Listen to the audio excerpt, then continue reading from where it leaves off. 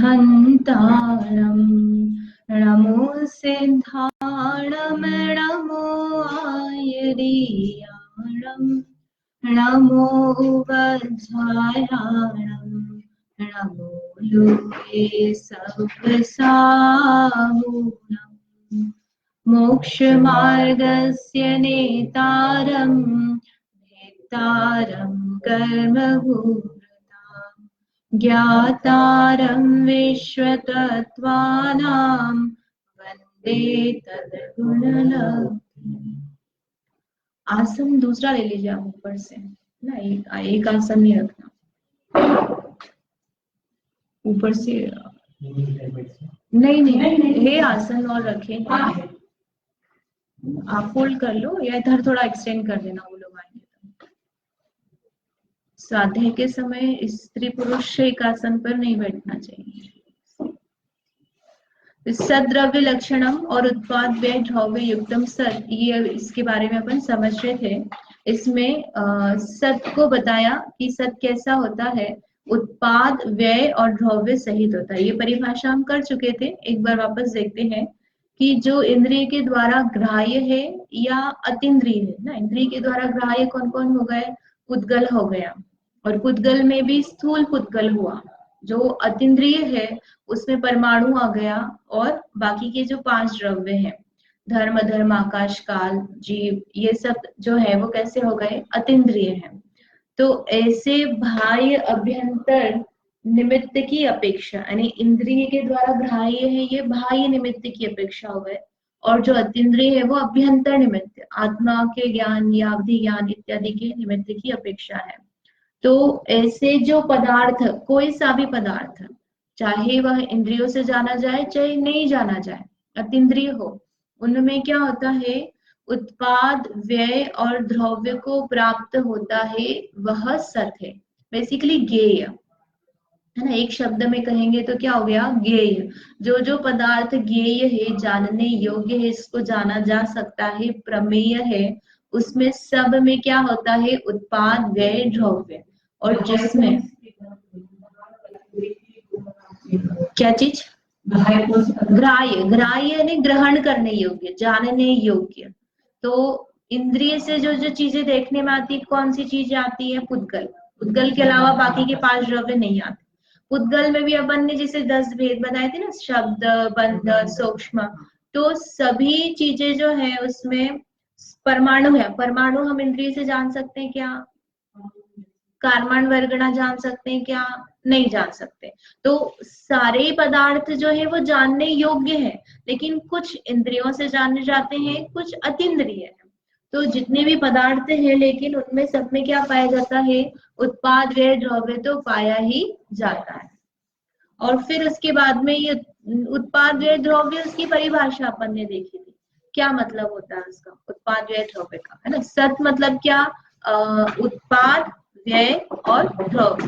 फिर उत्पाद यानी नवीन पर्याय की उत्पत्ति, व्यय यानी पूर्व पर्याय का विनाश, और द्रव्य यानी जो उन दोनों में एक जैसा पना बना हुआ है, उनमें उत्पाद और व्यय में कि यह एक ही पदार्थ में हुआ है, ऐसा कुछ जोड़ रूप बताने वाली जो अवस्था है उसको क्या कहा, द्रव्य। परिभाषा क्या बताई है, प्रत्यभिज्ञान की कारणभूत द्रव्य की किसी अवस्था की नित्यता। नित्यता यानी यह बना ही रहेगा। फिर ये हम चारों बातें कर चुके थे कि द्रव्य अगर उत्पाद स्वरूप ही हो तो क्या होगा, असत का उत्पाद होगा। जैसे मिट्टी बिना घट की उत्पत्ति हो जाएगी, यानी घट जो है वो घट तो बना लेकिन मिट्टी नहीं है, क्योंकि उत्पाद ही स्वरूप है, मिट्टी का व्यय नहीं हुआ। तो मिट्टी के बिना हम उत्पत्ति बता रहे, लेकिन मिट्टी भी होती है और घट भी होता है, मिट्टी का व्यय होता है और घट का उत्पाद होता है। फिर ऐसे ही यदि व्यय स्वरूप ही हो तो क्या होगा, विश्व शून्य हो जाएगा, सारी चीजें खत्म हो जाएगी, व्यय व्यय व्यय व्यय व्यय होकर सब चीजें नष्ट हो जाएंगी। लेकिन हमें सारे पदार्थ कैसे होते हैं, दिखते हैं। तो यहाँ पर क्या होगा, घट के नाश पर मिट्टी का भी नाश हो जाएगा, घट भी नहीं और मिट्टी भी नहीं। फिर द्रव्य स्वरूप ही हो तो क्या होगा, कोई भी पदार्थ हमको द्रव्य दिख ही नहीं रहा है, द्रव्य यानी क्या, नित्य नित्य नित्य, उसमें कुछ बदलाव नहीं हो। लेकिन बदलाव तो सब में हो ही रहा है, उत्पत्ति भी हो रही है और व्यय भी हो रहा है, जो प्रत्यक्ष से विरोध में है। फिर उत्पाद व्यय रूप ही हो, द्रव्य नहीं हो, तो क्या होगा, द्रव्य बिना दोनों का मेल कैसे हो, कि इसी मिट्टी का यह घट बना है, उसमें हम जो सामंजस्य बिठाना है वो नहीं बिठा सकते। जैसे हमने कल बात की थी ना कि पाप कोई और कर रहा है, फल कोई और भोगेगा, पुण्य कोई और कर रहा है, फल कोई और भोगेगा। उसमें हम कनेक्शन कैसे बिठाएंगे, इसको जो फल मिला है इसके इसी को फल मिला है। नहीं समझ में आया कि किसी व्यक्ति को हमने कहा कि आपको आपके पाप का फल मिल रहा है, तो हम कैसे डिसाइड करेंगे कि ये वाला फल इसका है, क्योंकि द्रव्यता तो है ही नहीं ना, अलग अलग है, सब चीज अलग अलग, एक एक पर्याय है, तो इसका फल इसको कैसे मिल गया। जैसे ये अन्यमति बताते हैं कि पंच तत्व से जीव बनता है, तो पंच तत्व है ना, मिट्टी, अग्नि और वायु, ये सब पंच तत्व मिलकर के जीव की उत्पत्ति होती है। तो पंच तत्व से इसी प्रकार का जीव क्यों उत्पन्न हुआ, इसको ऐसा ही रंग रूप इत्यादि ज्ञान क्यों मिला। सभी चीजें, सभी विश्व में जितने भी पदार्थ जीव हैं वो सब पंच तत्व से बने हुए ना, तो एक जैसे होने चाहिए, तो उनमें डिफरेंस कैसे आ रहा है। तो फिर वो उससे पता चलता है कि नहीं भैया, इसमें कर्म होता है, इसको पूर्व का फल मिला है, तो वहां अपन एकता बिठाते हैं। और यहाँ पर हम एकता नहीं बिठा सकते कि यह इसी का फल इसको मिल रहा है। ठीक है, अब इसके बाद में फिर द्रव्य उत्पाद व्यय से भिन्न है कि अभिन्न ना। द्रव्य कहा हमने, और द्रव्य में उत्पाद व्यय द्रव्य होते हैं ऐसा कहा, तो द्रव्य उत्पाद व्यय से भिन्न है कि अभिन्न है, नहीं समझ में आया। कंगन जो है उसमें कंगन का नाश हुआ और हार की उत्पत्ति हुई, तो वह कंगन और हार दोनों सोने से भिन्न है कि अभिन्न है। अभिन्न है तो फिर हार कैसे बना, भिन्न है तो फिर वो आकार अलग होना चाहिए, सोना अलग होना चाहिए, तो सोना है तो फिर वो तो अभिन्न हो गए ना। क्या होना चाहिए, एक देश अपन जो अपन नए लगाते हैं ना कि कथनचित, जो स्यात लगाते हैं, कथनचित भिन्न है और कथनचित अभिन्न, कैसे लगाते हैं, जैसे हम गुण और द्रव्य के लिए बताते हैं कि द्रव्य और गुण एक है कि अलग अलग है। तो क्या कहते हैं कि द्रव्य जो है उसमें पूरे में गुण है, लेकिन द्रव्य गुण नहीं है, गुण द्रव्य नहीं है। क्यों नहीं होता है, क्योंकि यदि एक ही होते तो दोनों को एक ही नाम देते। आप एक को द्रव्य कह रहे हो, एक को गुण कह रहे हो, दो अलग अलग चीजें कैसे बताई, इसका मतलब दोनों में कुछ अंतर है। तो ऐसे ही हमने उत्पाद व्यय अलग कहा और द्रव्य अलग कहा, इसका मतलब क्या है, दोनों एक नहीं है। ठीक है, तो कैसे नहीं है अपन देखते हैं। क्या द्रव्य गुण का, द्रव्य और गुण जो है दोनों एक भी है और नहीं भी है, लेकिन भिन्न भिन्न बताए है ना। जब भिन्न भिन्न बताए तो इसका मतलब क्या है कि दोनों में अंतर है। द्रव्य को द्रव्य कहा और गुण को गुण कहा, दो नाम अलग अलग कहे ना, तो दो नाम कहा इसका मतलब दो चीजें हैं और उसका स्वरूप अलग अलग है। जैसे द्रव्य क्या है, गुणों का समूह, और गुण क्या है, एक अपने आप में एंटिटी है ना, क्वालिटी हम कहेंगे। द्रव्य में जो किसी भी समय बदलती नहीं है ना, सर्व हालतों में पाई जाती है, उसको हम गुण कहते हैं। तो दोनों का लक्षण डिफरेंट हुआ कि नहीं हुआ। द्रव्य का लक्षण हो गया कि वह ध्रुव है, गुणों का समूह रूप है, ये उसकी प्रॉपर्टीज हो गई। और गुण का लक्षण क्या हो गया, जो बदलेगा नहीं किसी भी इसमें, और द्रव्य में रहता है, द्रव्य के आश्रय से रहता है ना। जो द्रव्य है वह गुण के आश्रय से नहीं रहता है। एक द्रव्य में बहुत सारे गुण हो सकते हैं, लेकिन एक गुण में द्रव्य नहीं है, तो दोनों में अंतर हुआ कि नहीं हुआ।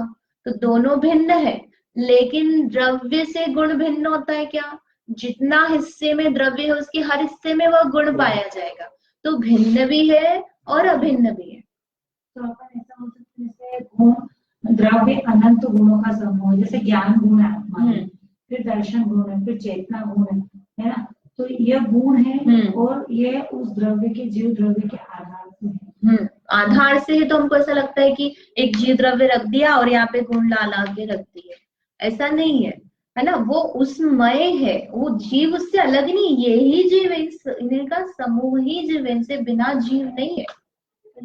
द्रव्य गुण जैसे दर्शन गुण का लेगा, मान लो दर्शन गुण का जैसे प्रति समय जो उत्पाद हो रहा है वे हो रहा, तो गुण प्रति समय द्रव्य बना के द्रव्य द्रव्य द्रव्य भी द्रव्य है, द्रव्य की किसी अवस्था की नित्यता को लेते हैं ना अपन, तो द्रव्य जो है पूरा की पूरा द्रव्य कैसे नित्य होगा, उसमें परिणामन पर्याय तो चल ही रही है, तो उसमें जो एक रूपता अन्वय अन्वय यह वही है, इसका जो भाव जो बना हुआ है उसको हम कहते हैं द्रव्य। जैसे चैतन्य, चैतनता जो अपन बोलते हैं ना, मैंने आपको जाना, इनको जाना, इनको जाना, इनको जाना, तो हर समय मुझ में उत्पाद व्यय हो रहा है जानने की पर्याय में, लेकिन मेरा जानना जानना जानना जानना ये हर पर्याय में कॉमन है, तो वह क्या होगा यहाँ द्रव्य। तो अब वो जानना क्या है, द्रव्य है क्या, गुण है क्या, जानना पर्याय है ना। जैसे अपन ने उपयोग लक्षण कहा अपन ने, तो उपयोग क्या है, पर्याय है, तो उसको जो हमने बनाया है वह द्रव्य ले लो। सामान्य रूप से जो जानन जानन जानन उसमें कॉमन चल रहा है वो द्रव्य हो गया, और इसको जाना, इसको जाना, इसको जाना, तो वहां उत्पाद व्यय हो गया, वो विशेष हो गया। ठीक है, तो भेद से अगर हम कहें तो जो द्रव्य है उसी को हम भेद से कहें तो उत्पाद व्यय द्रव्य, तो इसमें दोनों में, द्रव्य में और उत्पाद व्यय द्रव्य में, तीनों में क्या है, भेद है। कैसे भेद है कि लक्षण और लक्ष्य का भेद है। लक्षण और लक्ष्य से कैसे भेद है कि द्रव्य का लक्षण जो हम कहें जैसे गुणों का समूह है, तो यह द्रव्य का लक्षण हो गया। फिर उत्पाद व्यय द्रव्य तीनों का लक्षण अलग, एक का लक्षण क्या है, उत्पत्ति होना, व्यय होना, नित्यता होना, तीनों का लक्षण अलग अलग है। और फिर नाम, नाम द्रव्य का है अलग, उत्पाद व्यय द्रव्य ये तीनों के नाम अलग अलग है। संख्या है, द्रव्य की संख्या कितनी है, जाति अपेक्षा 6 होती है। फिर आप एक एक द्रव्य की अपेक्षा संख्यात असंख्यात अनंत ऐसे अपन लगाएंगे। और स्वरूप और प्रयोजन, उत्पाद व्यय द्रव्य का प्रयोजन क्या हो गया, सतरूप हो गया, यह सत का लक्षण सतरूप हो गया। ऐसे द्रव्य का लक्षण हमने सत कहा, और फिर सत जो है वो कैसा है, उत्पाद व्यय द्रव्य है। फिर उत्पाद व्यय द्रव्य का लक्षण अलग कहेंगे, तो दोनों द्रव्य और उत्पाद व्यय द्रव्य दोनों कैसे हो गए, भिन्न भिन्न हो गए। किस अपेक्षा से, उनकी स्वरूप, प्रॉपर्टीज, लक्षण, उसकी अपेक्षा से। और एक रूप है, कैसे है, सतरूप है ना। द्रव्य भी कैसा है, सतरूप है, और उत्पाद व्यय द्रव्य भी कैसे है, सतरूप है। दोनों सत्ता को ही बता रहे हैं, दोनों ही सत है, अस्तित्व रूप से पाए जाते हैं। जो द्रव्य है उत्पाद व्यय द्रव्य उससे अलग नहीं होगा। जैसे मैंने जाना, आपको जाना, तो जीव ने जाना कि अलग कहीं और जानना हुआ, जीव ही पूरा उसको जानने रूप हुआ, तो उत्पाद हुआ जानने का, है ना, पूर्व का नाश हो गया। तो वह जो जानन रूप परिणमित हुआ वह कौन हुआ, जीव द्रव्य ही हुआ ना। तो वह जीव द्रव्य से वह उत्पाद व्यय द्रव्य भिन्न नहीं है, क्योंकि द्रव्य ही उसी रूप परिणमित हो रहा है। इसलिए तीनों ही एक जैसे हैं, मतलब उत्पाद व्यय द्रव्य और द्रव्य। समझ में आया, वापस से लूं, है ना। एक तो क्या बता रहे हैं, भेद है दोनों। कैसे भेद है कि भैया जैसे हमारे जैसे आप दोनों है ना पति पत्नी है, तो कार्ड देंगे तो किसके नाम से देंगे, एक ही के नाम से देंगे। लेकिन खाना खाएंगे तो कितने खाएंगे, खाएंगे ना, अलग अलग व्यक्ति तो अलग अलग ही खाना खाएंगे, लेकिन जब कार्ड देने का नाम है तो दोनों एक ही है, एक ही परिवार है। आप एक जने को इन्विटेशन दोगे तो दोनों को इन्विटेशन होगा, आपके बच्चे को भी इन्विटेशन होगा। तो वहां पर क्या देखा जा रहा है, ये अभेद है। लेकिन जब भोजन की बारी आई तब क्या हो गया इनमें, तो अपेक्षा से हमने इनको दोनों को अलग अलग कहा है और एक कहा है। ठीक है, फिर इसके बाद में उत्पाद व्यय द्रव्य प्रदेशों से एक है, प्रदेश भिन्नता भी नहीं है ना। कैसे नहीं है कि जैसे दूध है, दूध का एग्जांपल लेते हैं हम, तो दूध जो है, दूध फट करके क्या बन गया, पनीर बन गया। तो दूध का प्रत्येक परमाणु फटा और वह परिणमित हुआ पनीर के रूप में। तो जहाँ जिस प्रदेश में दूध था वही प्रदेश में उसी में मतलब उसी परमाणु में क्या हुआ है, पनीर बना कन्वर्ट उसी पर्याय। तो ऐसे ही जैसे जीव में सुख हुआ है, जीव में सुख की पर्याय उत्पन्न हुई है, तो पूरा जीव परिणमित हुआ है। ऐसा नहीं कि थोड़ा सुख इधर बाहर जा रहा है ना, या थोड़ा सुख कम हो रहा है, या यहाँ पे पैरालिसिस था तो यहाँ पे सुख नहीं हुआ और पूरे जीव में सुख हो गया, ऐसा नहीं है। सुख रूप तो जीव पूरा परिणमित हुआ है, तो उसमें प्रदेश भेद नहीं है। जैसे ये चीज जैसे अनंत गुण है तो उसमें सब कुछ अपने को समझ में आ रहा है, तो सुख गुण का वो चला परिणाम चला, तो उसमें फिर जैसे ज्ञान गुण भी परिणामित होएगा। उसमें नहीं होगा, ज्ञान गुण का अपना परिणमन चल रहा है, सुख का सभी गुणों में अपना अपना चल रहा है। और एक द्रव्य का आप अभेद देखोगे तो अभेद भी दिखेगा। जैसे उदाहरण देखते हैं अपन, पुद्गल के उदाहरण से जल्दी समझ में आता है। पीला नींबू हरा था, है ना, नींबू हरा था, तूरा था ना, उसमें रस भी कम था और कड़क नरम जैसा भी था। फिर क्या हुआ, थोड़े एक दिन दो दिन बाद वो पीला हो गया, रस हो गया, छिलका पतला हो गया, खट्टा हो गया। तो ये सब हर एक गुण में कार्य हुआ कि नहीं हुआ उसमें। कलर हरे से क्या हो गया, पीला। रस खट्टे से क्या, कतूरे से खट्टा हो गया। फिर उसका छिलका जो मोटा था वह पतला हो गया, वो कड़क था तो नरम हो गया। तो उसकी गंध भी बदल गई, नींबू की जैसी खट्टी गंध आने लग गई। तो स्पर्श रस गंध वर्ण सब में काम हुआ कि नहीं हुआ। तो वो पूरा नींबू परिणमित हुआ कि नहीं हुआ। हम देखेंगे नींबू कच्चे से पक्का हो गया, ये का भेद पर्याय कही। और एक एक इंडिविजुअल गुण में अपना कार्य हुआ, तो एक एक गुण में भी अपना अपना कार्य चल रहा है और उसको अभेद भी मतलब पूरा ही द्रव्य परिणमित हो रहा है ना, वो पर्याय पूरे द्रव्य में ही पाई जा रही है। ऐसा नहीं कि यहाँ से खट्टा है, यहाँ से खट्टा नहीं है, यहाँ से पीला यहाँ से नहीं, तो पूरा अभेद द्रव्य परिणमित हो रहा है। ऐसा अपन कहेंगे ना, इसको नींबू को ये मत लेना कि यहाँ छिलका आ रहा हुआ यहाँ नहीं हुआ, कि ये तो बड़ा पुद्गल है। पर यहाँ पर क्योंकि वो स्कंद है ना, तो हम तो परमाणु की अपेक्षा से बात करते हैं। तो यहाँ पर अपन द्रव्य में लगा कि द्रव्य में एक गुण में यदि कार्य हो रहा है तो पूरा द्रव्य में होगा कि नहीं होगा। यानी आप कहीं भी कार्य करोगे मतलब वो तो पूरा पूरा द्रव्य में ही कार्य हो रहा है ना। ऐसे ही एक गुण में हुआ, उसके साथ में अनेकों गुण में उसी समय कार्य चल रहे हैं। तो सबके अपने अपने, और वो अभेद रूप से उस जीव की एक पर्याय भी है उस रूप से। ठीक है, समझ में आया। अब यहाँ पर सत्ता बताइए, दो प्रकार की सत्ता होती है। सत्य चल रहा है ना, तो ये सत्ता है दो प्रकार की, एक महासत्ता और एक होती है अवान्तर सत्ता। तो महासत्ता का मतलब क्या है कि पूरा जैसे सभी पदार्थ हैं, एक सामान्य रूप से पदार्थों का अवभाषण होना। कौन क्या है ये नहीं कि ये जीव है, पुद्गल, धर्म, बस सब है, ऐसा सब पदार्थों का अस्तित्व होना, उसका ज्ञान होना, उसको कहते हैं महासत्ता। जो भी है वह सब क्या है, सत्य स्वरूप है। जैसे एक ये अन्यमति बोलते हैं ना कि जितने भी पूरा वर्ल्ड है वो सब क्या है, ब्रह्म रूप से, यानी पत्ता हो ये है, ये सब किसका अंश है, ब्रह्म का, अन्य कुछ उसमें भिन्नता नहीं है। तो यहाँ पर हम सत रूप से देख रहे हैं, ये पदार्थ में कोई अंतर नहीं, सब कैसे है, सबकी सत्ता है, सब है, इतना सामान्य मात्र, उनमें कोई भेद नहीं करना। यानी बिना भेद के पदार्थों को है रूप से देखना, उसको कहते हैं महासत्ता। और बस है, पदार्थ है। फिर अवान्तर सत्ता है ना, उसमें आता है कि ये भी है, ये भी है, ये भी है, ये भी है, विशेष रूप से। ये ट्यूबलाइट है, ठंड है, गर्मी है, ऐसे विशेष पदार्थ की सत्ता का भाषण। जीव है, पुद्गल है, धर्म है, अधर्म है, आकाश काल है, इस प्रकार से अलग अलग अलग पदार्थों का अस्तित्व का ज्ञान होना। जैसे हमने भीड़ देखी तो हमने क्या देखा, भीड़, ये महासत्ता। फिर भीड़ में हमने देखा मुनिराज भी है, माता जी भी है, लोग है, बच्चे हैं, ये सब हमने अलग अलग देखा, तो ये क्या हो गया, अवान्तर सत्ता। अवान्तर का अर्थ होगा अलग, अवान्तर यानी विशेष। जैसे भोजन देखा हमने, है ना, थाली परस के आई तो क्या हुआ, भोजन लग गया, सामान्य से हमने भोजन देखा, तो वो क्या हो गया, महासत्ता।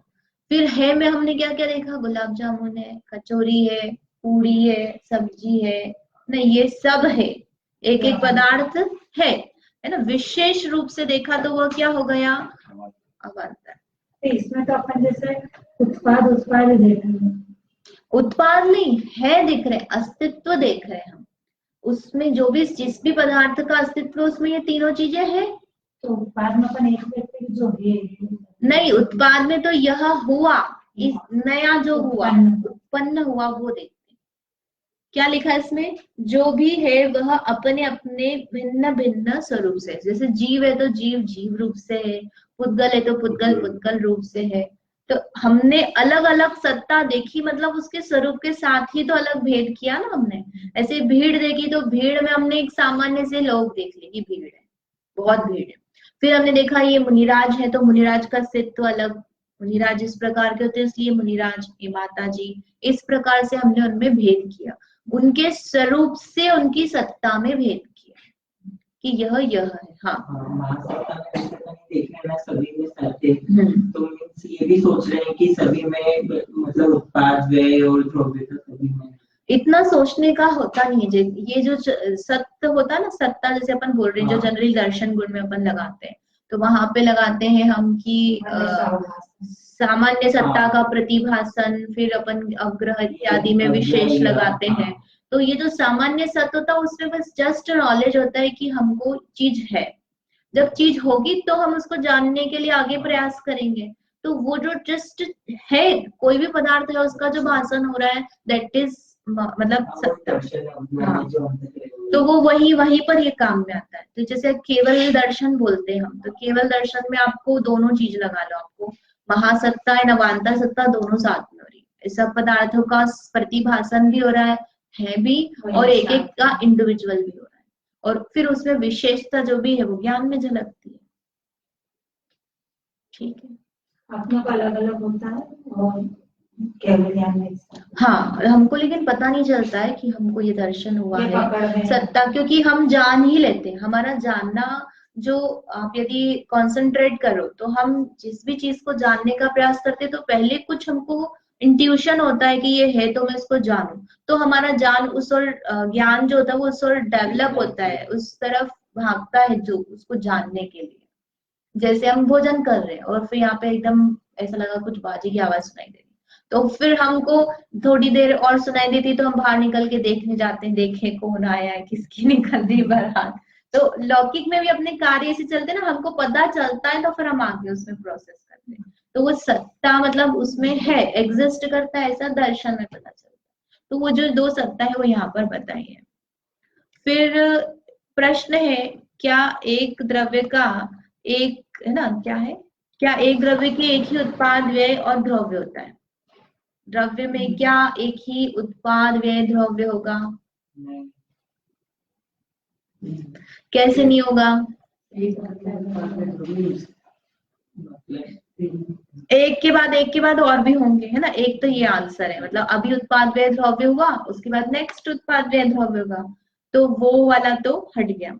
और एट ए टाइम का हम देखें कि एक समय में द्रव्य में कितने उत्पाद व्यय द्रव्य से, अभी बात की अपन ने ना कि बहुत सारे गुण होते हैं। जैसे नींबू का उदाहरण दिया था ना, तो नींबू हरे से पीला हुआ तो उसका वो उत्पाद व्यय द्रव्य हुआ, है ना, वर्ण बना हुआ है और पीला हरे से पीला हो गया। फिर रस जो है वो उसका तुरे से खट्टा हो गया, लेकिन रस बना हुआ है वह द्रव्य है, लेकिन उसमें क्या हो गया, तुरा बने से खट्टा बना हो गया। तो अनेक हो सकते हैं, है ना, किंतु जितने उत्पाद होते हैं उतने ही व्यय भी होंगे। यानी उत्पत्ति हो रही, इसका मतलब ही क्या है कि व्यय हुआ है, व्यय बिना उत्पत्ति नहीं हो सकती, किसी काल में नहीं हो सकती। तुम सोचो कि दो पर्याय इकट्ठी हो जाए, ये रूल ही नहीं है। उत्पाद व्यय द्रव्य तीनों होंगे, उसके बिना काम नहीं बने। तो हमारी दृष्टि, फिर बात आती है, हमारी दृष्टि किस पे होती है, उत्पाद पे। ये नहीं दिखता हमको कि व्यय हुआ है ना। जैसे अपनी पहले भी बात चली थी कि हमको व्यय दिखता है कि वियोग हो गया, लेकिन ये नहीं दिखता है कि उत्पाद भी तो हुआ ना। वो व्यक्ति जो गया है तो वो कहीं ना कहीं उत्पन्न हुआ ही है वो नियम से, यहाँ से कहीं जाकर गायब नहीं हुआ है, उसमें अच्छी गति प्राप्त हुई, जो भी हुआ, तो व्यय हुआ, इसका मतलब उत्पाद भी हुआ है, और द्रव्यता भी है, वो नष्ट नहीं हुआ है, वही जीव जा रहा है। और ऐसे ही जो यहाँ पर उत्पाद है तो व्यय भी हुआ है। आप देखो ना, देखते ही नहीं, लेकिन कपड़े खरीदे तो पैसे खर्च हुए। ठीक है, पर ये जैसे कपड़े खरीदे तो ये उत्पाद हुआ, हाँ, पैसे का व्यय हुआ, हाँ, तो ये पर हमने अलग अलग चीज में हाँ, लगाया है, जैसे- लेकिन हमारी जो दृष्टि भी है ना किसी भी चीज में, तो ऐसी है, इसी प्रकार की चलती। जैसे हम लोग आजकल देने लग गए ना उपदेश कि आपका बर्थडे मनाते हो तो क्या मनाने का, उसमें आपका बर्थडे मना रहे हो तो उसमें इतने वर्ष चले गए, वो व्यय दिखाते हैं। और हमको क्या दिखता है, उत्पत्ति, इतने साल हो गए, इतने साल हो गए, इतना हो गए बड़े। तो दृष्टि में भेद है। वो व्यक्ति दिखाना चाहता है कि भैया तुम अपने जीवन का मूल्य करो, इतना साल निकल गए हैं, ज्यादा बचे नहीं है, तुम अभी कुछ कर लो इसमें, उसको वेस्ट मत करो। और हमें क्या दिखता है कि नहीं, मैं अभी और जीऊंगा, मेरे इतने साल हो गए, मैं इतना बड़ा हो गया, हमें उपलब्धि दिखती है। ठीक है, अब इसके बाद में प्रश्न है, उत्पाद, व्यय और द्रव्य एक समयवर्ती है या भिन्न समयवर्ती? तो एक समयवर्ती यानी एक ही समय में तीनों काम होते हैं कि अलग अलग समय में? एक ही समय में हो रहे ना, अपन देख ही नहीं, जिस समय हमने जाना अलग पदार्थ को जाना ना, जैसे इस माउस को जाना, तो मैं जिसको जान रही थी वो नष्ट हुआ, और अभी इसमें जिसको जान रहे, तो इसी समय में अब अन्य पदार्थ को नहीं जान रही हूँ, इसको जान रही हूँ, लेकिन जानना मेरा इसी समय बना हुआ भी है, द्रव्य भी है ना, जो जानना कार्य चल रहा है। तो उत्पाद, व्यय, द्रव्य प्रति समय होते हैं, एक एक समय में तीनों कार्य एक साथ पाए जाते हैं। ऐसा नहीं है कि एक समय उत्पाद, फिर व्यय एक समय, और फिर द्रव्य। तो उसमें क्या होगा, द्रव्य की सत्ता का भी नाश हो सकता है, शून्यता भी आ सकती है उसमें। उत्पाद हो गया, पूर्व पर्याय का व्यय नहीं हुआ, दो पर्याय एक साथ हो जाएंगे, है ना। व्यय हो गया और वहां कुछ नहीं उस समय पे, और उत्पाद हुआ नहीं है। तो वो तीनों समय क्या है, तीनों कार्य एक ही समय में पाए जाएंगे। थोड़ा वापस से सुनना, ये है ना, आप पहली बार सुन रहे हो। हाँ, क्योंकि थोड़ा कठिन पड़ेगा ये विषय जो है ना, सामान्य मैंने मतलब जो इसमें दिया है अपन ने थोड़ा सा उससे डिटेल में ही समझा है। इसकी प्रिंसिपल ये जो है मेन तो प्रवचन सारणी में दिया हुआ है, लेकिन ये अपन प्रवचन सुनते हैं, आप ध्यान शिविर में भी बैठोगे अभी, तो वो काम आता है उसमें। इसलिए उत्पाद, व्यय, द्रव्य जो है, इसके बिना द्रव्य का स्वरूप ही नहीं है। ये अपना जीवन है, हर जगह उत्पाद, व्यय द्रव्य चल ही रहा है। और द्रव्यता भी देखते आना चाहिए हमको। हमारी दृष्टि किस पे है, पर्याय पे। पर्याय के पीछे भागने में, बनाए रखने में, उसके नष्ट हो जाने में हम दुखी होते हैं। जैसे अभी मोटा नीचे करा अपन ने ना, तो ये नीचे हुआ उत्पाद हो गया, यहाँ ऊपर था तो उसका व्यय हो गया। अब इसमें द्रव्यता क्या देखेंगे, हाथ द्रव्य ना। हाथ द्रव्य। हाँ, स्कूल में तो ऐसे ही लगाएंगे आप। हाँ, स्कूल में तो ऐसे ही लगेगा, लेकिन क्या है, फिर भी हमारी दृष्टि जो है वो पर्याय दृष्टि ही है। कहने का आश्रय तो ये है कि हम अपने आप को सुंदर बनाए रखना चाहते हैं, दुबला पतला स्वस्थ बनाए रखना चाहते हैं, तो हम द्रव्य तो चाहते हैं, लेकिन हम ये नहीं देखते हैं कि द्रव्यता के साथ उत्पाद व्यय भी चलेगा। और द्रव्य क्या रहेगा, ये पर्याय तो वैसे ही जानी है, पर्याय द्रव्य नहीं होती। मतलब ये जो हम जिस चीज को मान रहे हैं, तो वर्ण का भेद हो गया ना, जैसे गोरा काला है, तो गोरा काला जो है वो पर्याय बदलेगी, वर्ण बना रहेगा, ये जरूर है। आप काले भी हो जाओगे तो भी काले रंग के तो हो ना, रंग बना रहेगा यानी शरीर का। तो लेकिन हम उसमें क्या रंग को नहीं देखते, हम उसमें उसका जो रंग का भाव है ना, विशेषता है, हम उसको बनाए रखना चाहते हैं, उसमें हमारा जीवन जाता है। तो वो विचार करना चाहिए कि क्या हम किसके पीछे भाग रहे हैं, किसको देख रहे हैं। ठीक है, इस प्रकार से उत्पाद, व्यय, द्रव्य वाला अपना सूत्र हुआ है। इसमें कुछ प्रश्न है? अब इसमें इसके आगे सूत्र आता है कि द्रव्य जो अपन नित्यता की बात की, प्रत्यय विज्ञान की कारणभूत जो द्रव्य की पर्याय, इसको क्या कहते हैं, द्रव्य कहते हैं, नित्यता की जो है। तो वो नित्यता का स्वरूप यहाँ बताएंगे अगले सूत्र में, पहले नहीं बताया। पहले आया था नित्यावस्थितान्य रूपाणी, जो सूत्र नंबर 5 या इस टाइप से कुछ है, स्टार्टिंग में आया था कि वो जो द्रव्य है वो कैसे है, नित्य है, अवस्थित है और अरूपी है। जो ये धर्म अधर्म आकाश और काल इनके लिए बताया था। तो नित्य है, अवस्थित है, अरूपी है। तो नित्य की परिभाषा जो है वहां पर नहीं बताई थी, टीका में हमने पढ़ी थी, लेकिन सूत्र में नहीं आई है। तो वो सूत्र में अभी यहाँ पर टीका में सूत्र में अब आगे जो सूत्र है उसमें नित्य का स्वरूप बताएंगे। नित्य मतलब क्या है, द्रव्य का स्वरूप बताया, उसके बाद में क्या बताया, ये पूरा 5वां अध्याय ना 85 का है प्रवचन सार जी, इसमें आधारित है। तो ये पढ़ लोगे 5वां अध्याय तो फिर आप फिर 85 का पढ़ सकते हो।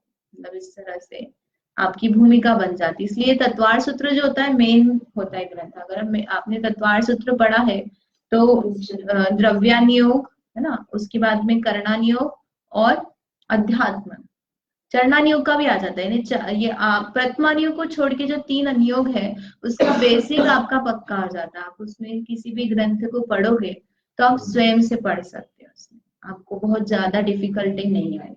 जैसे 8वां अध्याय आएगा तो उसमें कर्म के बारे में बताएंगे, 3रा 4था है तो उसमें भूगोल बताया है, और 5वां है तो इसमें द्रव्यानियोग का जो अध्यात्म उसमें बताया है, 6ठा 7वां है तो उसमें जो व्रत है, आचरण है ना, आश्रव के कारण है, ये सब आया है। तो सारा कवर हो जाता है। अच्छा है, इसको बार बार पढ़ना चाहिए। इसलिए वो इतनी सारी टीकाएं भी लिखी आचार्य ने अलग अलग कि आपने ये पढ़ ली छोटी, अब बड़ी पढ़ो, फिर और बड़ी पढ़ो। विषय प्रमेय बहुत है इसमें, बहुत। ठीक है। जावाणी के ज्ञान ते सूझे लोकालोक, सुवाणी मस्तक नमो सदा देत मोह।